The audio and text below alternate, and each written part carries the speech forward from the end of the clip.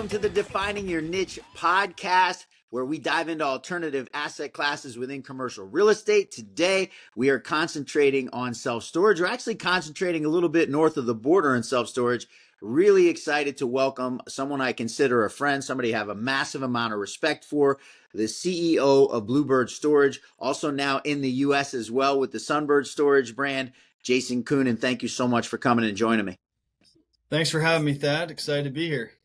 I love it. I always start the podcast out with the same question. I got a bunch of questions I want to ask you on multiple different aspects, not just storage, but always start the same way because storage is such a unique asset class, such a cool space, honestly. I just got back from the ISS conference a couple days ago. Such a great group of people, but not something most people set out to get involved in. So how did Jason Koonin get involved in self-storage?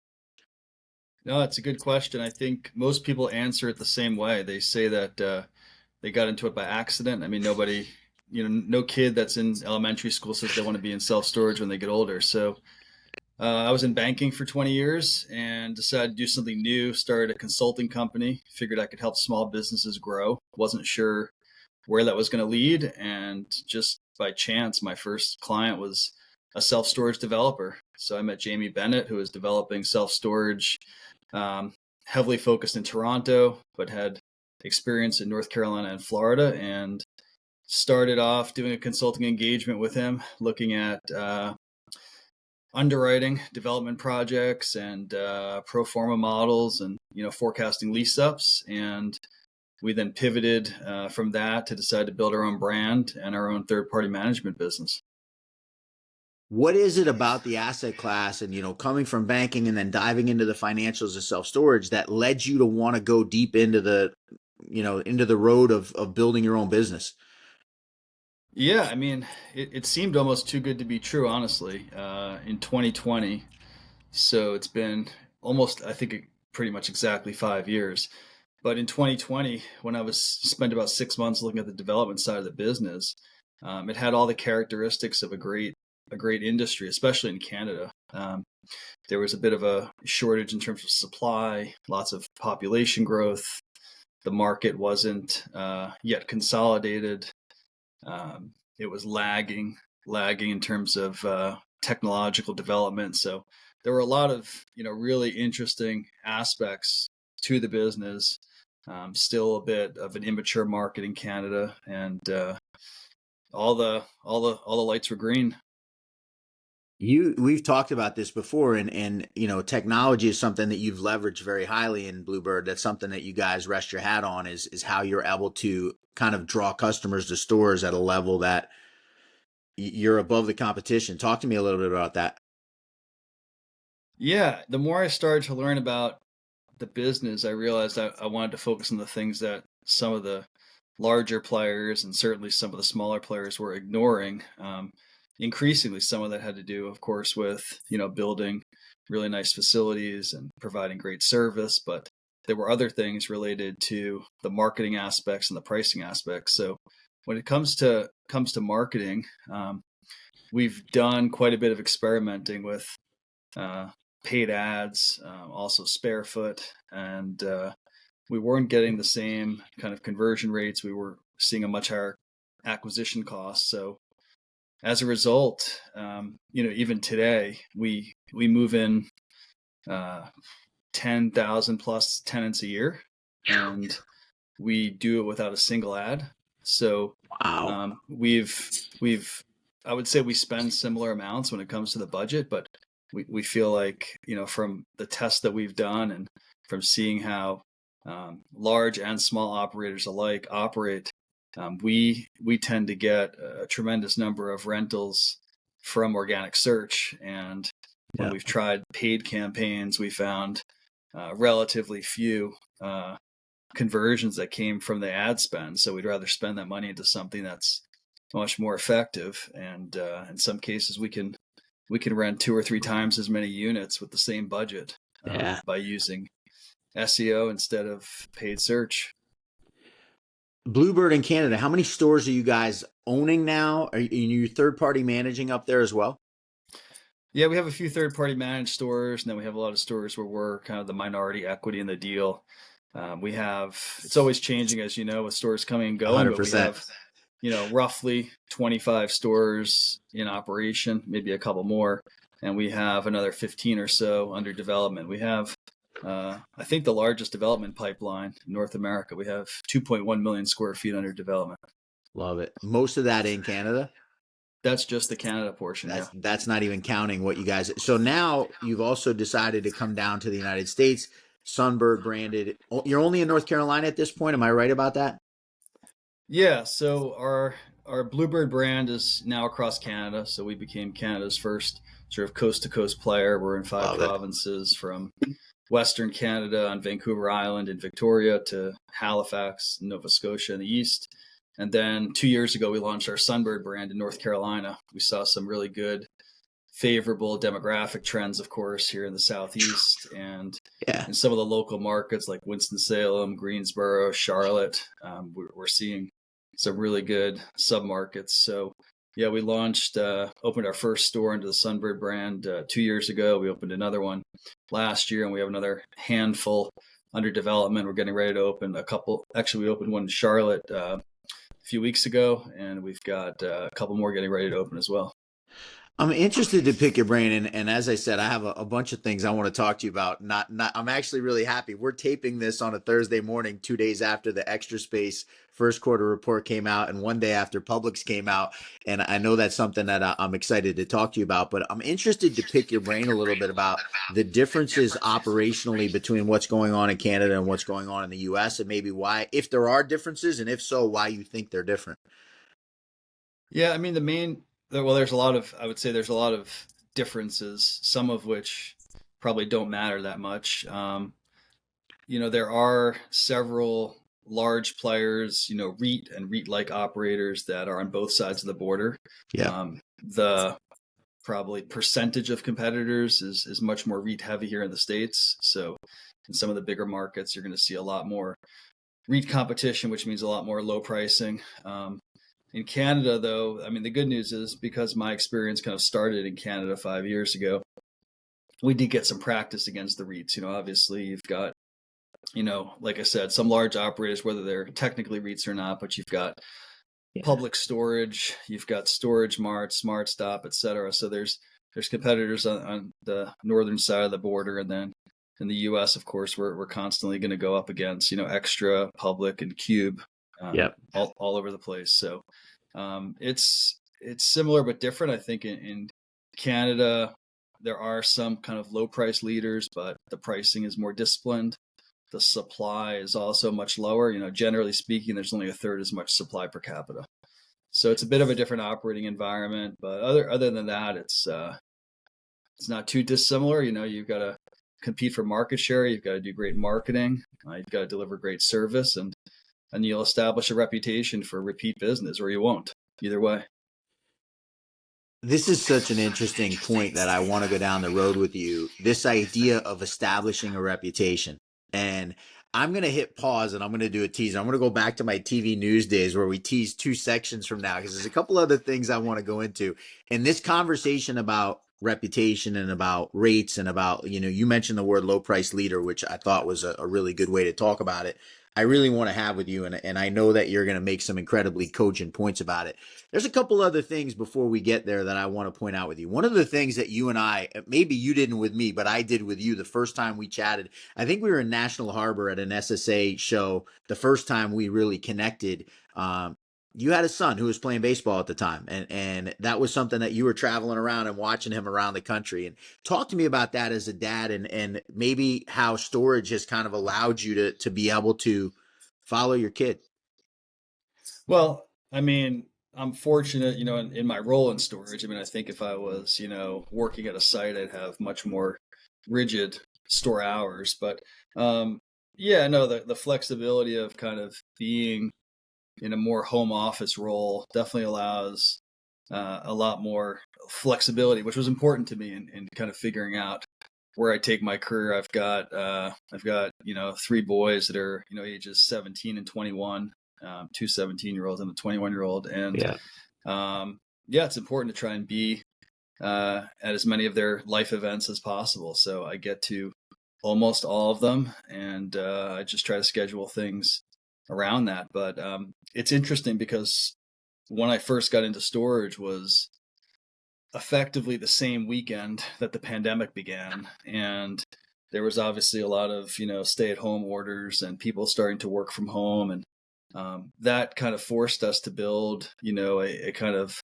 very asset light business. It was kind of built from my laptop and phone, and we've got staff across North America. But sort of the prevalence of video conferencing and technology, it's really incredible. I know that there's like a lot of operators that feel like they can only operate sites that are in their home Yeah. city, but we're kind of all across North America, and we communicate well, and we use lots of Microsoft Teams, and the physical location of people is no longer as critical as it was 10 years ago. I was actually thinking about that this morning, how amazing it is. This is my third web meeting of the day at, it's 11:12 in the morning right now, and actually my fourth. And I'm a big reader, and there's a book by James Clavell that I read many years ago, the guy who wrote Shogun, called Gaijin.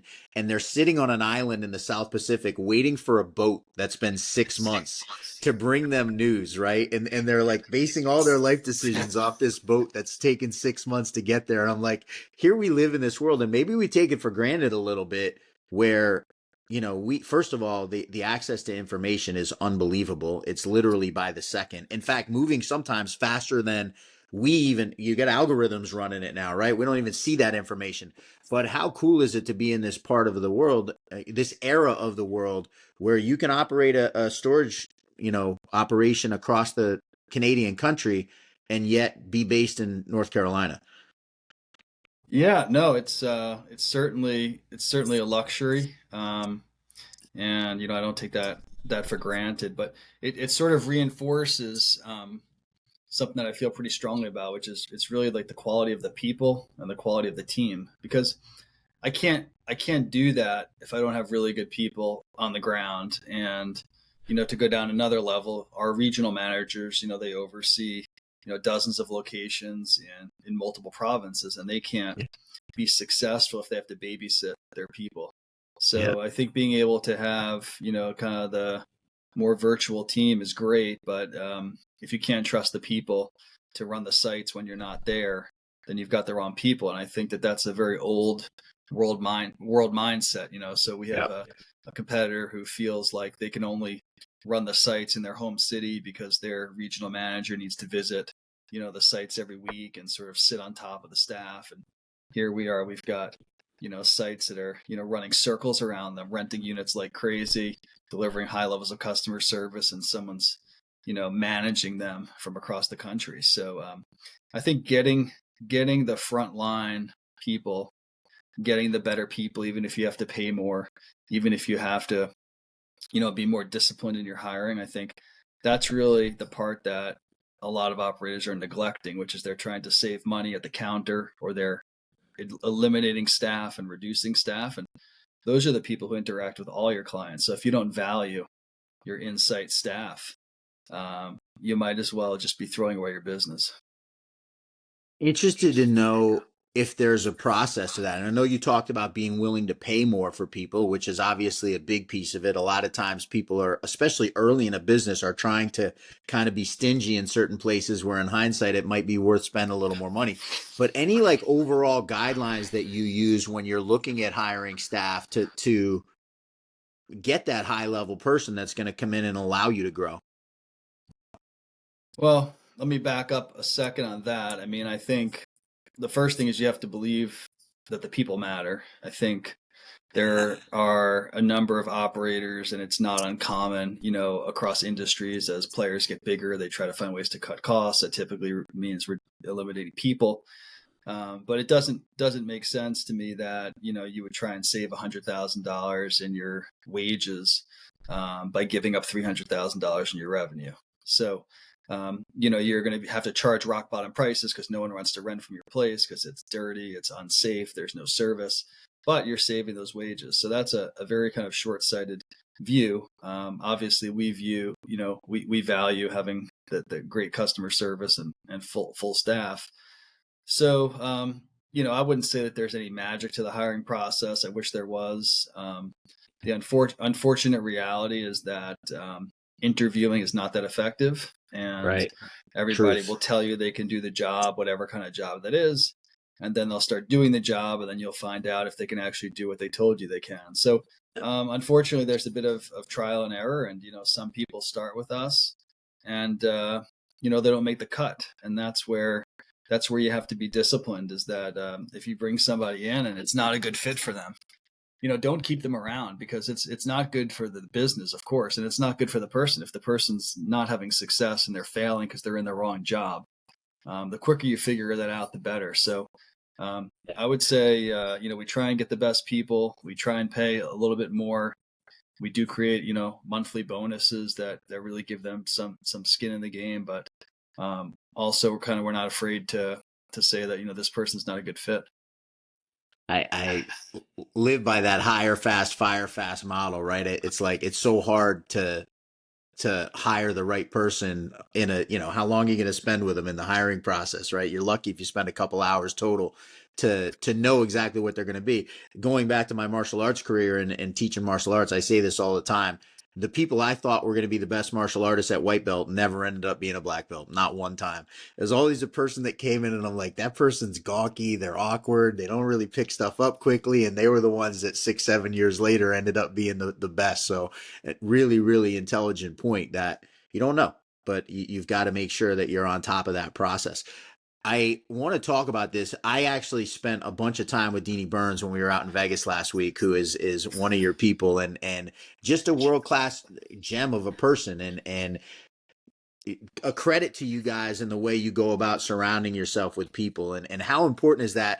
I know, and this is something I want to transition to. She was over in England for a week doing a mission trip, going out and giving back.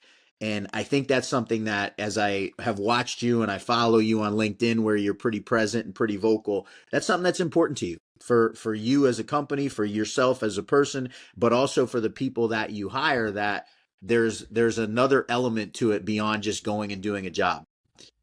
Yeah, I'm really glad you brought that up. I wasn't thinking we were going to even cover that topic, but it's a great one. It's actually central to what we do, and Deanie's been a great hire of ours, one who worked out really well. She very passionate about giving back and about her community, and she's been promoted to our chief of staff.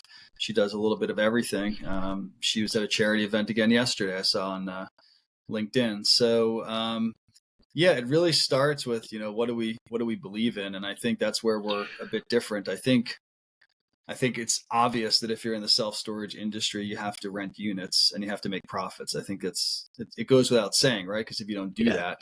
that, your investors won't be happy, and they certainly won't invest on future projects, right? So that, getting back to the kind of reputation with our tenants, we also need that reputation with our investors, because as you know as well as anyone, if you have a good track record with your investors, Yeah. it will enable you to grow, and they'll trust you, and they'll give you more capital. And if your projects flop, that'll be the end of the capital, right? They'll unwind the portfolio. But um, the point is that what we do, I like to say, it's more than just self storage. So like, we're in self storage, but that gives me the personal satisfaction of being able to give back. It gives our teammates that believe in that. We worked pretty hard over the last couple of years on our some of our corporate vision, mission, and value statements, and um, our vision is to be Canada's most caring company.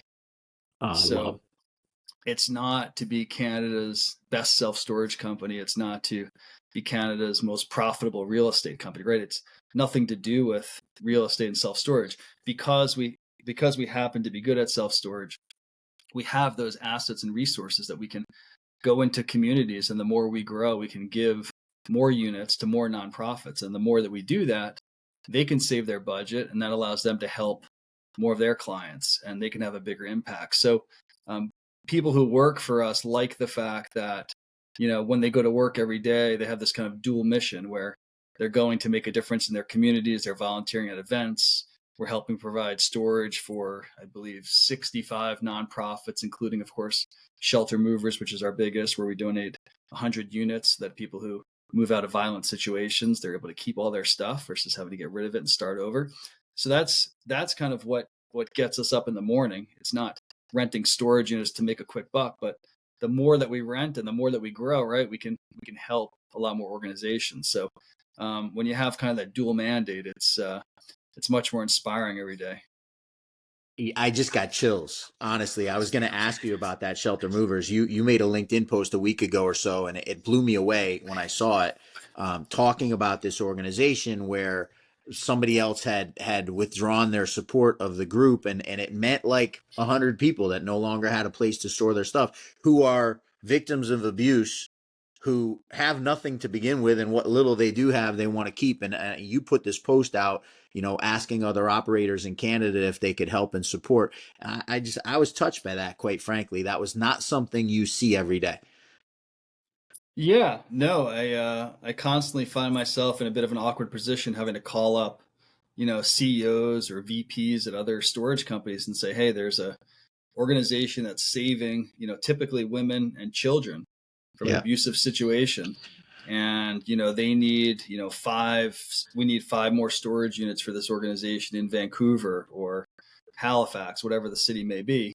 And, you know, uh, each company can do what they want. But when I was first approached, and I've told this story many times, I was just kind of shocked that there was this need and it wasn't being filled because for Yeah. any big operator, you know, I don't care what your occupancy is. I mean, it's not 100% and it shouldn't be 100%. So even if Right. it's 90% or something like that at any facility, to say that you're not going to have 20 or 50 units vacant, then your prices are definitely not high enough. But it just kind of broke my heart to see that there was this need and it wasn't being filled. And I was pretty new to storage, and I looked at our kind of management reports, and I said, "Holy cow, we've got 15,000 storage units, and we're leasing up a lot of these buildings. We have 5,000 vacant units. Yep. How many units do you need?" And they're Yeah. like, "Wait, you'll give us units? Nobody else will give us units." And when they do give us units, they say, "Oh yeah, we'll give you 1 or 2, or we'll Yeah. give you them at half price." So I think the need to be able to help these people and help more people. Last year, they rescued something like 2,000 families, but there's probably 100,000 that need rescuing. And Yeah. whether you're a storage operator, whether you're a moving company, of course, your services can be used, or truck rental, they're particularly stingy.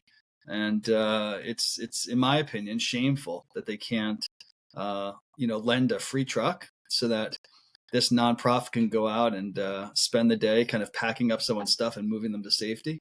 Um, I mean, I can tell you if I was running a truck rental agency, I would make all of my trucks free for something like that, which is literally saving lives and getting people out of abusive situations. So whatever I you can love do to that you. help us spread the word is just fantastic Yeah. because Well, listen, I've taken that on as kind of my personal mission. we're definitely talking about it here. My podcast is not Joe Rogan by any stretch of the imagination, but within our industry, some people watch it, which is pretty cool. Um, I just it's touching, man, and it goes back. And I guess I'll ask this question: like, how important is it to have that vision, right? Canada's most caring company. Because you talked about some other people when they're presented with this opportunity are kind of looking at it from a financial aspect, and you're not even thinking about the finances of it. You're like, hey, I have these empty units. I can do this. Let's go do it. Yeah, I mean, I guess there's something I'm missing, something I don't understand. I just know that I have all the units all the time. There's companies that are, for example, there's players in Canada that are 3 times my size. They give 0 units. There's some that are 10 times my size, but I give twice as many units. Yeah. So I'm not telling them what they need to do. I'm just telling you what's happening. And I just don't understand it, right? I know every time we build a new building, that's typically say 800 units, right? Yeah. If the local charity needs 10 units so they can rescue more people, they It's can have 10. yeah. And when they fill them up, we're probably building another building, right? That's Yeah. 5 miles away, and that when that opens, and we've got buildings where they don't take always big units, but they got 20 or 30 units in there, and when they get full, we'll figure out where to put them. But it's just I think a lot of times it's a question of whether somebody wants to help. I love it. I love it. You've kind of allowed me to circle back to what I teased before. You mentioned something which I thought was great, right? Say if you're running at 96, 97% occupancy in a storage facility, your rates are too low. You're not charging enough. And we're going through this right now, right? This is kind of the big thing. The big thing in the industry right now is ECRIs. We just saw Extra Space's earning report. We saw Public Storage's earnings report. CubeSmart's doing the same thing. Everyone else is sort of following along with this model of drop your price to drive occupancy as high as you can, and we'll hit them with existing customer rate increase, the ECRI. You're seeing people get 200, 300% increases in their rate in like 8, 9 months. Tell me your thoughts on this, and is this a sustainable model for the self storage industry to employ? Yeah, absolutely. Well, let me comment on the one thing you said before that, which is the occupancy. Obviously, if you've got 97 or 100% occupancy, right, you've probably got the wrong prices. I mean, we're running dozens of properties, and we've never really had that. We've acquired. Shut this off. We've acquired some properties before, and when we've acquired those properties, not surprisingly, they were 100% occupied and had a waiting list. You would think the waiting list would tell them something, but over time, because we've brought those properties to market rents, even some pretty crappy properties, what I would classify as maybe like Class C, taking rents from like $12 to $25 in terms of annual rent per foot, and we'll be at probably $35 before we're done. And at most of the sites, we're collecting, loosely speaking, $20 a foot up to $80 a foot. We're Wow. not talking about, $5 and $10. Yeah. And it's pretty hard to collect $80 a foot. If you're renting at $10 a foot, then that means I need 8 buildings to fit Yeah. into one. So I think being disciplined in your pricing will free up those units to use for new tenants as well as for some nonprofits. But with respect to sort of this teaser rate, bait and switch ECRI process, it's been very damaging, obviously, to the industry, both reputationally as well as financially. It's very hard to bring a tenant in at $50 and then within 90 days flip them to $150. Some tenants may take that, but then 3 months after that, taking them to $250. Not that many tenants are going to take that. You could have just told them it was going to be $200 from the beginning, and that's what we do. We say it's $200 from the beginning, and we guarantee the price for a year. So it has to do with it's a ethics. It also has to, it's not illegal. It's just unethical. It has to do with Yeah. transparency. That's the part that's a challenge, which is you are giving the customer a month-to-month contract technically, which makes it legal. However, it's not. I wouldn't say it's very transparent for them to be unsuspecting that their rent's going to triple or quadruple within 3 to 9 months. So that's kind of a game that we've stayed out of, and that's made it much more challenging to lease up over the past 18 months. Yeah. Especially in North Carolina. I mean, I think in Canada, there's a few markets where it made it a challenge. It'll definitely affect your lease up for a year or so when you're going up against somebody with Yeah. rents that are half the price or a third of the price. But now we're starting to see some significant increases actually for the first time in street rates, and I think that has to do obviously a lot with pending regulation around the ability to increase rent, rent control and transparency acts. I go back to your vision, right, of Canada's most caring company, and I ask the question, math sometimes will tell you that there's a more profitable way to do something. Does that necessarily make it right to do?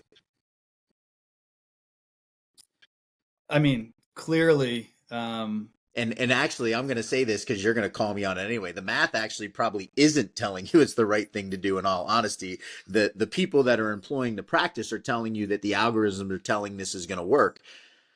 But is it really working? It certainly doesn't look like it based on earnings reports. yeah, I mean, I guess I guess while it's true that it may not make financial sense, right? Because you really got to then retain those tenants, and they've got to be willing to go for that ride from $50 to $250. Um, I just wouldn't be able to sleep at night, knowing that I rented somebody, a 10 by 25 for $75, and that 60 days from now I was going to send them a letter telling them that it's now a $300 rent, and Yeah. now they can't afford to get another truck, and Yeah. maybe physically can't pack up a 3 or 4 bedroom house and move it again. So um, we try to be very transparent in everything that we do, because we want to build sort of a differentiated level of customer service and reputation. So it hasn't always been easy, right, to kind of hold the line and be like a high price leader, but being very transparent. Sometimes investors want to see a faster lease up, but ultimately you're gonna have to cycle through a lot of clients, and you're gonna get a very bad local reputation. And now you start to see customers not happy about Yeah. some of the ECRIs, and you've got sites that you see 100 vacates a month. Something's not right with that. Yeah. You got 800 units in a site and you're losing over 10% of them in a month. Yeah, very common And actually. especially in our industry where we sort of have relied on for a very long time the unwillingness of people to move, because it's not a fun thing to do, as you said, to go get a truck and get a couple buddies or hire a moving company. It's expensive both in time and money to make that move, no matter whether you're going and renting another unit or whether you're pulling your stuff out of the unit altogether. Does Yeah. that do long-term harm to our industry, I guess, is the last question I would pose to you. Oh, I mean, there's already been, I think, quite a bit of long-term damage done. Pe- People talk when those things happen. When they get, Yeah. when their rent triples and they get a letter, and you can go on Reddit. You could read a lot about it, but people have been pretty vocal, and people are not enamored with the industry as consumers. So it's definitely leaving a black mark.